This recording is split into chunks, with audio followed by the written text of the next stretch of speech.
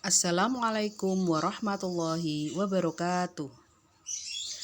Dalam video pembelajaran ini, saya akan menjelaskan cara menganalisis struktur dan kebahasaan teks negosiasi.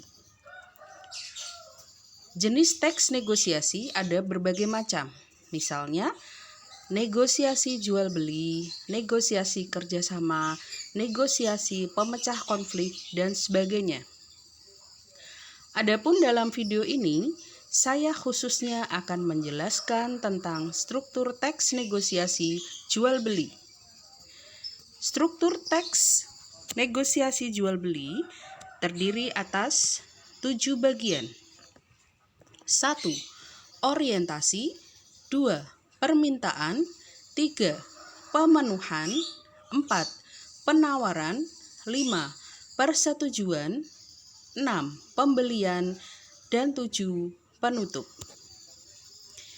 Bagian yang pertama dalam teks negosiasi, dalam contoh ini ditunjukkan dengan kalimat "Selamat siang". Bagian ini merupakan contoh bagian orientasi. Bagian orientasi bersifat opsional. Jadi tidak harus ada dalam setiap teks negosiasi jual beli. Bagian yang kedua yaitu bagian permintaan. Pada teks ini ditunjukkan dengan pernyataan bahwa pembeli ingin membeli sebuah kerudung untuk ibunya. Bagian ketiga yaitu bagian pemenuhan. Permintaan pembeli dipenuhi oleh penjual. Kebetulan penjual menjual kerudung yang dibutuhkan oleh pembeli. Setelah pemenuhan pembeli terpenuhi, terjadilah proses penawaran.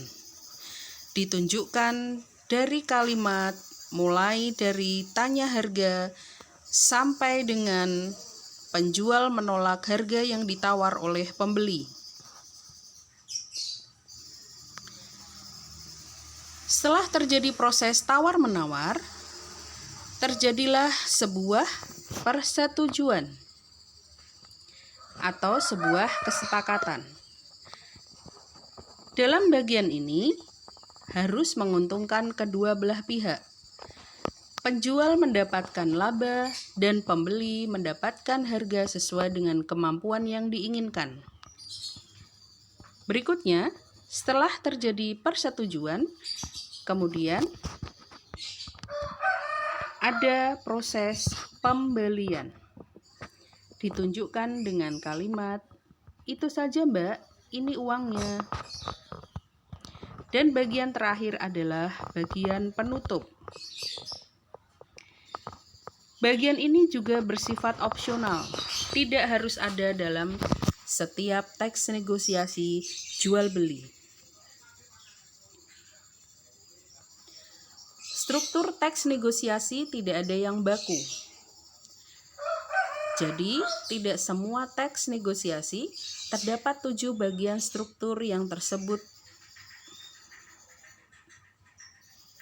Yang kedua, analisis kebahasaan teks negosiasi. Kita bisa menemui kalimat deklaratif atau disebut juga dengan kalimat informatif. Ciri kalimat ini berisi berita dan dari segi ejaan diakhiri dengan tanda baca yang berupa titik. Contoh, "Ini Mbak mau beli kerudung untuk ibu saya." Kalimat ini menunjukkan sebuah informasi.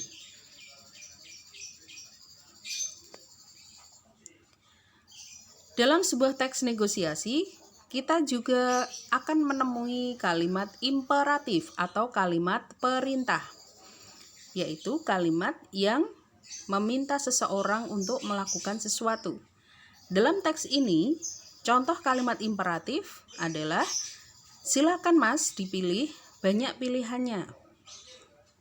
diakhiri dengan tanda seru. Kebahasaan yang ketiga, kita akan membahas tentang konjungsi atau kata hubung. Contoh konjungsi dalam teks ini ada kata dan. Berikutnya,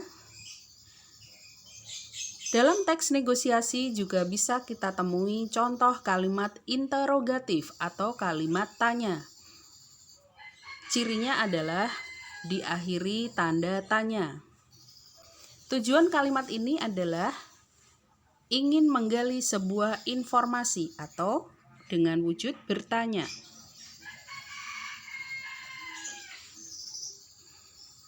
Untuk menarik perhatian mitra tutur, biasanya penego akan mengucapkan kalimat persuasif. Tujuannya agar orang yang dinego bisa berhasil untuk dinego. Contoh, tidak boleh mas, itu bahannya bagus. Kalimat ini bertujuan merayu pembeli agar barang yang dijual dibeli untuk menarik perhatian pembeli. Berikutnya ada contoh konjungsi yang kedua, yaitu kata karena. Perlu diperhatikan bahwa dalam melakukan sebuah negosiasi, kita harus menggunakan bahasa yang santun. Karena bahasa yang santun adalah salah satu cara untuk keberhasilan sebuah negosiasi. Contoh dalam kalimat, maaf mas, benar-benar tidak boleh karena saya tidak mengambil untung banyak. Di sini penjual menyampaikan penolakan dengan bahasa yang santun.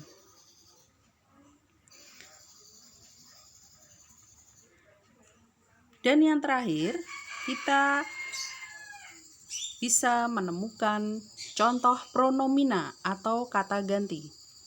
Dalam teks ini, contoh pronomina adalah saya. Contoh pronomina yang lain misalnya Anda, kemudian dia, dan sebagainya. Demikian penjelasan cara menganalisis struktur teks negosiasi dan kebahasaannya. Semoga bermanfaat. Wassalamualaikum warahmatullahi wabarakatuh.